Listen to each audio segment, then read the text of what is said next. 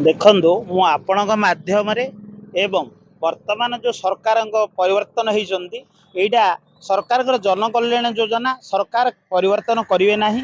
କାରଣ ଭାରତୀୟ ଜନତା ପାର୍ଟି ସବୁବେଳେ ଲୋକଙ୍କ ପାଖରେ ଅଛି। ଲୋକଙ୍କର ସମସ୍ୟା ସମାଧାନ କେଉଁ ଦିଗରେ ହେବ ତାକୁ ସୁଚାରୁ ରୂପେ କାର୍ଯ୍ୟକାରୀ କରୁଛନ୍ତି।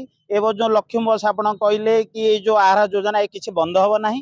ଏ ଯେଉଁ ଲୋକଙ୍କୁ ଭୁଆଁ ବୁଲାଉଛନ୍ତି ଏହାର ମିଥ୍ୟା ଅପପ୍ରଚାର ହେଉଛି ସରକାରଙ୍କ ବିରୁଦ୍ଧରେ। କିନ୍ତୁ এই যে যোজনা বর্তমান চালিছি আকু বন্ধ করা যাব ନାହିଁ। ଲୋକଙ୍କ ପାଖରେ ସବୁବେଳେ ଭାରତୀୟ ଜନତା ପାର୍ଟି ଅଛନ୍ତି ଏବଂ ରହୁଥିବେ ମଧ୍ୟ।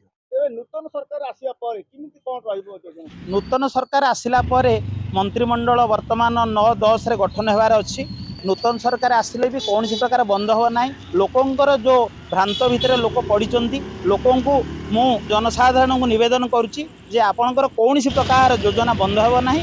ଆହୁରି ଭାରତ ସରକାରଙ୍କର ଯେଉଁ ଅଛି ଆମର ଜନକଲ୍ୟାଣ ଯୋଜନା ମୋଦିଙ୍କର ଆହୁରି ଆୟୁଷ୍ମାନ ଭାରତ ଯୋଜନା କୁହନ୍ତୁ ବହୁତ ଯୋଜନା ଆସୁଛି ରାସନ କାର୍ଡ ଆଉ ବହୁତ ପ୍ରକାର ଯୋଜନା ଆହୁରି କାର୍ଯ୍ୟକାରୀ ହେବ। ଲୋକ ତାର ସୁଫଳ ରୂପାୟନ ପାଇବେ।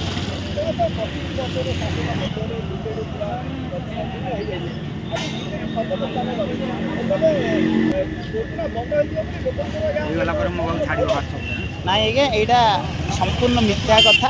କୌଣସି ପ୍ରକାର କିଛି ଲୋକଙ୍କର ସ୍ପଷ୍ଟ ନିଷ୍ଠ ଲୋକ ଆଗକୁ ପ୍ରଚାର ପ୍ରସାର କରୁଛନ୍ତି ଇଏ ବନ୍ଦ ହେବାର ନାହିଁ। ଲୋକେ ନିର୍ଭୟରେ ରୁହନ୍ତୁ ଆହୁରି ଯୋଜନା ଲୋକ ପାଇବେ। ଓଡ଼ିଶାବାସୀ ଆମର ସମସ୍ତଙ୍କୁ ମୁଁ ନିବେଦନ କରୁଛି ଆପଣ କୌଣସି ପ୍ରକାର ଭୟ ଆଶଙ୍କା ଦୂର କରିକିରି ନିଜେ ସୁଖରେ ବିରାଜମାନ ଶାନ୍ତିରେ କରନ୍ତୁ। କୌଣସି ଅସୁବିଧା ନାହିଁ। ବିଜେପି ସରକାର ଗଠନରେ ଆହୁରି ବି ଲୋକ ସୁଫଳରୁ ସୁଫଳ ଉପାୟନ ପାଇବେ।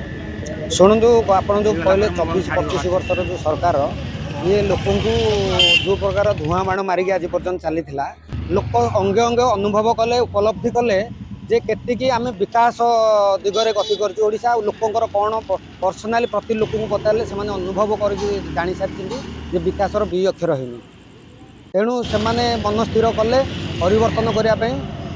ପ୍ରତିଟି ଲୋକଙ୍କୁ ଆପଣ ଗୋଟେ ସାଧାରଣ ଲୋକଙ୍କୁ ପଚାରିଲେ ସେ ଏହାର ଉତ୍ତର ବି ଦେଇପାରିବ। ତେଣୁ ଗୋଟିଏ ଥରରେ ଓଡ଼ିଶାକୁ ପୁରା ଗୋଟିଏ ଥରରେ ପରିବର୍ତ୍ତନ କରିଗଲା ପରେ ଆଉ ଆପଣ କହିଲେ ଯେଉଁ ଯୋଜନା ଆଜ୍ଞା ଓଡ଼ିଶାର କିଛି ଯୋଜନା ନାହିଁ। କେନ୍ଦ୍ରୀୟ ଯୋଜନାକୁ ହାଇଜାକ୍ କରିକି ଲୋକଙ୍କୁ ଗୋଟେ ମାନେ ଭୋଟ ରାଜନୀତି କରିବା ପାଇଁ ଇଏ ଗୋଟେ ଅଲଗା ନାଁ ଦେବ। ଆମର ମହିଳା ସଶକ୍ତିକରଣ ଆସିଲା କେନ୍ଦ୍ର ଏଠି ଗଲା ମହିଳା ମିଶନ ସେ ଗୋଟେ ନାଁ ଖାଲି ଆଜ୍ଞା ଅଲଗା ଅଲଗା ନାଁ ଦେଇକି କରୁଛି। ଆଉ ଯେଉଁ କହିଲେ ଆୟୁଷ କାର୍ଡ ଗୋଟେ କହିଲେ BSKY କାର୍ଡ ଆଜ୍ଞା ଆଠୁ ଆହୁରି ଆୟୁଷ୍ମାନ ଯୋଜନା ଆହୁରି ଲକ୍ଷେ ଗୁଣରେ ଭଲ। ସବୁ ରାଜ୍ୟକୁ କେନ୍ଦ୍ର ସରକାର ଆୟୁଷ୍ମାନ ଯୋଜନାକୁ ଦେଲେ କିନ୍ତୁ ଇଏ ଆୟୁଷ୍ମାନ ଯୋଜନାକୁ ଯଦି ଗ୍ରହଣ କରିବ କାଳେ ଲୋକମାନେ ଲୋକମାନଙ୍କର ବିଜୁ ଜନତା ଦଳ ପ୍ରତି ଲୋକମାନେ ମୁହଁ ଫେରେଇ ନେବେ। ସେଇଥିପାଇଁ କେବେ ଯଦି କେନ୍ଦ୍ର ଏଥିରେ ନାଁ ନେଇଯିବ ବୋଲି ଭାବିକି ଆୟୁଷ୍ମାନ ଯୋଜନାଟାକୁ ଇଏ ଆଉ ଗ୍ରହଣ କଲାନି। ଗୋଟେ BSKY ବାହାର କଲା। ସେ BSKY ବାହାର କରିଦେଲେ ମଧ୍ୟ ଆଜ୍ଞା ଆୟୁଷ୍ମାନ ଯୋଜନା ଆସିବ ତାଠୁ ଭଲ ଯୋଜନା।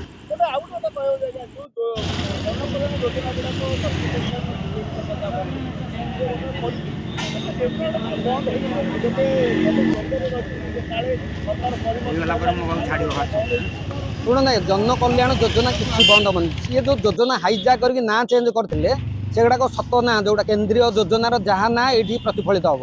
ଯୋଜନା କିଛି ବନ୍ଦ ହବନି ଯଦି ଜନକଲ୍ୟାଣକାରୀ ଯୋଜନା ହେଇଥିବ। ଆଉ ଆଜ୍ଞା ଶୁଖିଲା ଯୋଜନା ଖାଲି ଟାଉଟରେ କରିକି ଲୋକଙ୍କୁ କହିବ ସ୍ୱାସ୍ଥ୍ୟ କାର୍ଡ ଗୋଟେ ଦେଇଥିବ ସେଇ କାର୍ଡ କୋଉଠି କାମ କରୁନଥିବ ସେଟା ବନ୍ଦ ହବା ଦରକାର।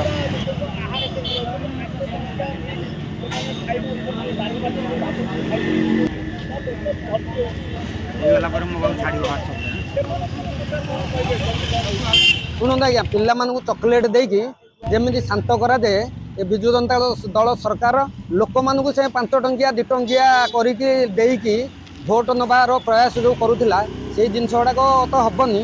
ଆଉ ଆହାର ଯୋଜନା ଆପଣ ଯେଉଁ କହୁଛନ୍ତି ସେଟା ଚାଲୁ ରହିବ ବନ୍ଦ ହବ।